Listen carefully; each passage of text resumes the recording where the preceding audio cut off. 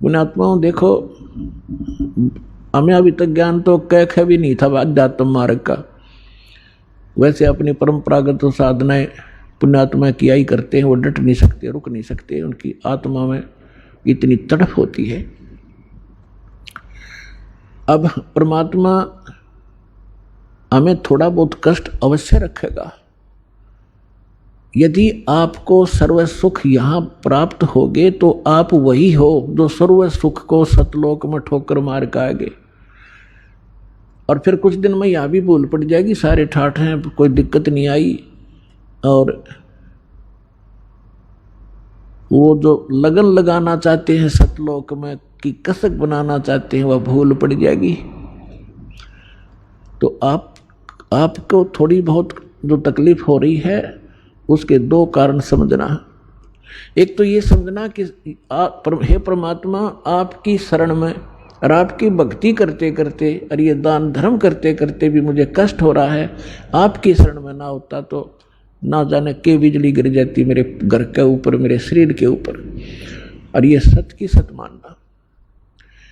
कुछ भक्त क्या होते हैं जो 1-2 वर्ष साधना कर लेते हैं, 5-6 महीने नाम ले लिया, 5-4 महीने फिर छोड़ छाड़ गए।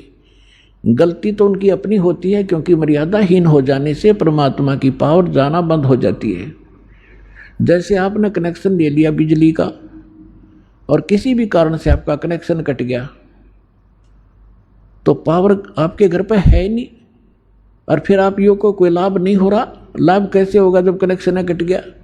कैसे मोटर चलेगी, कैसे चक्की आटा पीसेगी और कैसे बल्ब जलेंगे आपके? तो उसके लिए है कि कनेक्शन पुनः सुचारू करवावे। यदि क्योंकि परमात्मा को मालूम था कि जब ये सच्चा मार्ग शुरू होगा उस समय काल ने इतनी ऊट पटांग रीतियां बना दी होंगी, परंपराएं बनवा दी जाएंगी उसके द्वारा, और फिर भगत के लिए वो परंपराएं बाधक होती हैं। जो सांसारिक रीति होती है वो भगत के लिए बाधक होती है, उनसे उल्टा हटना पड़ता है। और हमारे समाज के अंदर वो इतनी घर कर चुकी होती है तो भक्तों के लिए वो बाधक बन जाते हैं समाज के व्यक्ति।